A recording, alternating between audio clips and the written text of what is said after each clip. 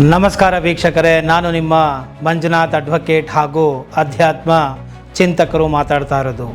ಈ ಒಂದು ಮಂಜುನಾಥ್ ಅಡ್ವೊಕೇಟ್ ಎಂಬುವಂತಹ ಕಾನೂನಿನ ಚಾನಲನ್ನು ಮತ್ತೆ ಈಗ ನೂತನವಾಗಿ ಜನರಿಗೆ ನ್ಯಾಯ, ನೀತಿ, ಧರ್ಮ ಇವುಗಳ ಪರಿಚಯ ಮಾಡಬೇಕು ಅಂತ ಹೇಳಿ ಈ ಒಂದು ಅಂತರ್ಯಾಮಿ ಸ್ಪಿರಿಚುಯಲ್ ಎಂಬುವಂತಹ ಹೊಸ ಚಾನಲನ್ನು ಓಪನ್ ಮಾಡಿದ್ದೇನೆ. ಇದರ ಮುಖಾಂತರ ಆಧ್ಯಾತ್ಮಿಕ ವಿಚಾರಗಳನ್ನು ನೀಡ್ತಾ ಬರ್ತೇನೆ. ನಮಸ್ಕಾರ ವೀಕ್ಷಕರೇ, ನಾನು ನಿಮ್ಮ ಮಂಜುನಾಥ್ ಅಡ್ವೊಕೇಟ್ ಮಾತಾಡ್ತಾ ಇರೋದು. ಕೆಲವೊಬ್ಬರು ವೀಕ್ಷಕರು ಹಾಗೂ ಕಕ್ಷಿದಾರರು ಕೋರ್ಟಿನಲ್ಲಿ ಕೇಸುಗಳು ಇದ್ದಾಗ, ಪೆಂಡೆನ್ಸಿ ಇದ್ದಾಗ ನಾವು ಕ್ರಯವನ್ನು ಮಾಡಿಸಿಕೊಳ್ಳಬಹುದಾ ಅಥವಾ ಕ್ರಯದ ಕರಾರನ್ನು ಮಾಡಿಸಿಕೊಳ್ಳಬಹುದಾ, ಅಗ್ರಿಮೆಂಟ್ಗಳನ್ನು ಹಾಕಿಕೊಳ್ಳಬಹುದಾ ಅಂತ ಹೇಳಿ ಸಾಕಷ್ಟು ಜನರು ಪ್ರಶ್ನೆಯನ್ನು ಮಾಡಿರೋದುಂಟು. ಇದಕ್ಕೆ ಇವತ್ತು ನಾನು ಕೊಡುವಂತಹ ಉತ್ತರ ಏನಪ್ಪ ಅಂತ ಹೇಳಿದ್ರೆ, ಕಾನೂನು ಏನು ಹೇಳ್ತಾ ಇದೆ ಅನ್ನೋದನ್ನು ನೋಡಿಬಿಡೋಣ.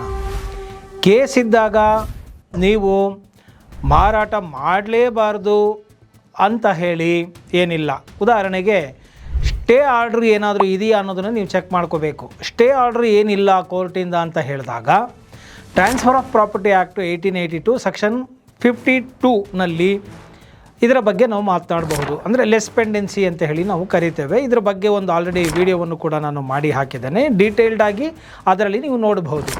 ಇಲ್ಲಿ ನಾನು ಹೇಳ್ತಕ್ಕಂಥ ವಿಚಾರ ಏನಪ್ಪ ಅಂತ ಹೇಳಿದರೆ, ಆ ಲೆಸ್ ಪೆಂಡೆನ್ಸಿ ಅಂದರೆ ಆ ತೀರ್ಪಿಗೆ ಸಂಬಂಧಪಟ್ಟಿದ್ದಾಗಿರುತ್ತೆ. ಅಂದರೆ ಆ ಕೋರ್ಟಿನಲ್ಲಿ ಏನು ಕೇಸು ನಡೀತಾ ಇದೆ, ಆ ಕೇಸಿನ ತೀರ್ಪಿನ ಅಧೀನ ಈ ಒಂದು ಟ್ರಾನ್ಸಾಕ್ಷನ್ನು ನಿಂತಿರುತ್ತದೆ. ಅಂದರೆ ಅಗ್ರಿಮೆಂಟ್ ಮಾಡ್ಕೊಳ್ಳೋದಾಗಿರಬಹುದು, ಮತ್ತೊಂದಾಗಿರಬಹುದು, ಇದು ಕಾನೂನು ಬಾಹಿರ ಅಂತ ಅನ್ನಿಸಿಕೊಂಡು ಬಿಡೋದಿಲ್ಲ, ಸಂಪೂರ್ಣವಾಗಿ ಅದನ್ನು ನಿರ್ಬಂಧಿಸುವುದಿಲ್ಲ.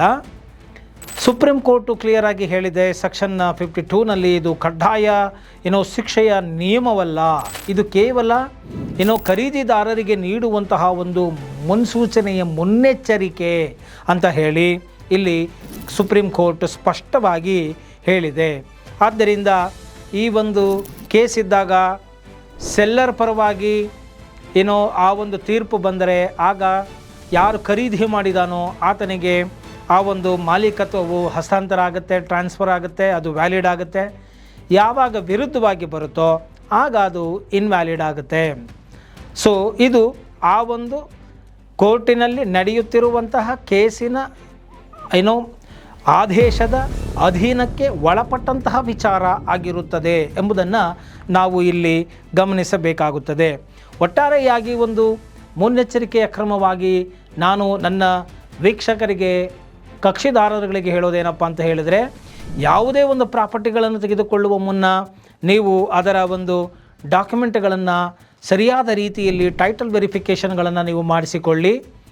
ಆ ಒಂದು ಡಾಕ್ಯುಮೆಂಟ್ ಸ್ಕ್ರೂಟಿನಿಯನ್ನು ಮಾಡಿ, ಡ್ಯೂ ಡೆಲಿಜೆನ್ಸಿ ಅಂತ ಕರಿತೇವೆ, ಅವುಗಳನ್ನೆಲ್ಲ ನೋಡಿ, ಎಲ್ಲ ಕಾಗದ ಪತ್ರಗಳು, ದಸ್ತಾವೇಜುಗಳನ್ನು, ದಾಖಲೆಗಳನ್ನು ಪರಿಶೀಲಿಸಿ, ವಿಮರ್ಶಿಸಿ, ನುರಿತ ವಕೀಲರಿಂದ ನೀವು ಅಭಿಪ್ರಾಯಗಳನ್ನು ಪಡೆದುಕೊಂಡು ಆ ಒಂದು ಕೇಸಿನ ಒಂದು ನೇಚರ್ ಏನಿದೆ, ಸ್ವರೂಪ ಏನಿದೆ, ಅದು ಕಾನೂನಿನ ಒಂದು ದೃಷ್ಟಿಯಲ್ಲಿ ಆ ಕೇಸ್ ಹಾಕಿರೋದು ನಿಲ್ಲುತ್ತಾ, ಇದು ಸೆಲ್ಲರ್ ಪರವಾಗಿ ಬರುತ್ತಾ, ವಿರುದ್ಧವಾಗಿ ಬರುತ್ತಾ, ಇಲ್ಲವಾ, ಮತ್ತು ಇದರಲ್ಲಿ ಕೇಸಿನಲ್ಲಿ ಜೊಳ್ಳೆಷ್ಟು, ಗಟ್ಟಿ ಎಷ್ಟು, ಮೆರಿಟ್ ಎಷ್ಟು, ಡಿಮೆರಿಟ್ ಎಷ್ಟು, ಪ್ಲಸ್ ಏನು, ಮೈನಸ್ ಏನು, ಈ ರೀತಿಯಾಗಿ ಆ ಒಂದು ಕೇಸಿನ ಮೆರಿಟ್ಸ್ ಏನಿದೆ ಅನ್ನೋದನ್ನು ತಿಳಿದುಕೊಳ್ಳಬೇಕಾಗುತ್ತದೆ.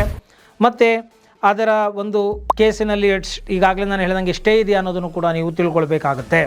ಸೊ ಇದು ಯಾವುದು ಇಲ್ಲದಂತಹ ಸಂದರ್ಭಗಳಲ್ಲಿ ನೀವು ಮುಂದುವರಿಯಬಹುದು. ಆ ಒಂದು ದಾಖಲೆಗಳ ಮೇಲೆ ವಕೀಲರು ನೀಡುವಂತಹ ಅಭಿಪ್ರಾಯಗಳ ಆಧಾರದ ಮೇಲೆ ನೀವು ರಿಸ್ಕನ್ನು ತೆಗೆದುಕೊಳ್ಳಬಹುದು. ಕೆಲವೊಮ್ಮೆ ನಾನು ನೋಡಿದ್ದೇನೆ, ಸೊ ಈ ರೀತಿಯಾಗಿ ಟೈಟಲ್ ಕ್ಲಿಯರ್ ಆಗಿರೋ ಡಾಕ್ಯುಮೆಂಟ್ಸ್ಗಳನ್ನು ಕೇಳಿಕೊಂಡು ಬರೋರು ಒಬ್ಬರು ಇರ್ತಾರೆ. ಈ ತರಹದ ಕೆಲವು ಲಿಟಿಗೇಷನ್ಗಳಾಗಿದ್ದು, ಬೇಕು ಅಂತ ಲಿಟಿಗೇಷನ್ಗಳನ್ನು ಮಾಡಿ ವಿನಾಕಾರಣ ಆ ಒಂದು ಲಿಟಿಗೇಷನ್ ಮಾಡಿದಂಥವರ ಪರವಾಗಿ ಯಾವುದೇ ರೀತಿಯಾದಂತಹ ಒಂದು ಕಾನೂನಿನ ಅಂಶಗಳು ಪೂರಕವಾಗಿ ಇಲ್ಲದೇ ಇದ್ದರೂ ಕೂಡ ಮೂಲ ಮಾಲೀಕರುಗಳಿಗೆ ತೊಂದರೆಗಳನ್ನು ಕೊಡ್ತಾ ಇರ್ತಕ್ಕಂಥದ್ದು, ಅಥವಾ ಈ ರೀತಿಯಾಗಿ ಇದ್ದಾಗ ಲಿಟಿಗೇಟೆಡ್ ಪ್ರಾಪರ್ಟಿಗಳನ್ನೇ ಕೇಳಿಕೊಂಡು ಬರುವಂಥವರು ಕೆಲವರು ಇದ್ದಾರೆ ಮಾರ್ಕೆಟಲ್ಲಿ. ಅದು ಕೂಡ ನಮಗೆ ಗೊತ್ತಿದೆ. ಸೊ ಆ ಥರದ ಕಕ್ಷಿದಾರರುಗಳು ಮತ್ತು ವೀಕ್ಷಕರುಗಳು ಕೂಡ ಇದ್ದಾರೆ. ಸೊ ಅವರು ರಿಸ್ಕ್ ತಗೊಳ್ಳೋದಕ್ಕೆ ರೆಡಿ ಇರ್ತಾರೆ. ಆ ರಿಸ್ಕನ್ನು ಅವರು ತಗೊಳ್ತಾರೆ. ಅಭಿಪ್ರಾಯಗಳನ್ನು ಕಾನೂನಿನ ಬಲ್ಲವರಿಂದ ಪಡೆದು ಅಭಿಪ್ರಾಯಗಳನ್ನ ತಗೊಂಡು, ರಿಸ್ಕನ್ನು ತಗೊಂಡು, ಅವರು ಇನ್ವೆಸ್ಟ್ಮೆಂಟನ್ನು ಮಾಡಿ ಕೇಸ್ಗಳನ್ನು ನಡೆಸಿಕೊಂಡು ನಂತರ ಅದನ್ನು ಬಿಡಿಸಿಕೊಳ್ಳುವಂಥ ಸಾಮರ್ಥ್ಯಗಳನ್ನು ಹೊಂದಿರ್ತಾರೆ. ಸೊ ಸೊ 100 ರೂಪಾಯಿ ಇರೋದನ್ನು 30 ರೂಪಾಯಿ ಕೇಳ್ತಾರೆ. ಸೊ 6 ರೂಪಾಯಿ ಇರೋದನ್ನ 3 ರೂಪಾಯಿ ಕೇಳ್ತಾರೆ. ಸೊ ಪ್ರಾಪರ್ಟಿಗಳನ್ನ ತೊಗೊಳ್ತಾರೆ. ಒಂದಷ್ಟು 1 ವರ್ಷ 2 ವರ್ಷ ಹೋರಾಟ ಮಾಡಿ ಅವ್ರು ಅದೇನಿದೆಯೋ ಅಥವಾ ಸೆಟ್ಲ್ಮೆಂಟ್ ಮಾಡೋದು ಮಾಡಿ ಬಿಡಿಸ್ಕೊಂಡು ಅವರು ಆ ಒಂದು ಲಾಭವನ್ನು ಪಡೆದುಕೊಳ್ತಾರೆ. ಅಂದರೆ ಯಾರು ಹೆಚ್ಚು ರಿಸ್ಕನ್ನು ತಗೊಳ್ತಾರೋ ಅಷ್ಟು ಅವರಿಗೆ ಲಾಭ ಇದ್ದೇ ಇರುತ್ತದೆ ಎಂಬುವಂತಹ ಮಾತು ಕೂಡ ಇಲ್ಲಿ ಇರುತ್ತದೆ. ಆದ್ದರಿಂದ ಈ ಒಂದು ಅಂಶಗಳನ್ನು ನಾನು ನಿಮ್ಮ ಗಮನಕ್ಕೆ ತಂದಿದ್ದೇನೆ. ಈ ವಿಡಿಯೋ ನಿಮಗೆ ಇಷ್ಟ ಆಗಿದ್ದೆ ಆದಲ್ಲಿ ಮರೆಯದ ಹಾಗೆ ಲೈಕ್ ಕೊಡಿ ಹಾಗೂ ಇತರರಿಗೂ ಕೂಡ ಶೇರ್ ಮಾಡಿ, ಕಾಮೆಂಟ್ ಮಾಡೋದನ್ನು ಮರಿಬೇಡಿ ಅಂತ ಹೇಳ್ತಾ ಇವತ್ತಿನ ವಿಡಿಯೋವನ್ನು ಇಲ್ಲಿಗೆ ಮುಗಿಸ್ತಾ ಇದ್ದೇನೆ. ಜೈ ಹಿಂದ್, ಜೈ ಕರ್ನಾಟಕ ಮಾತೆ.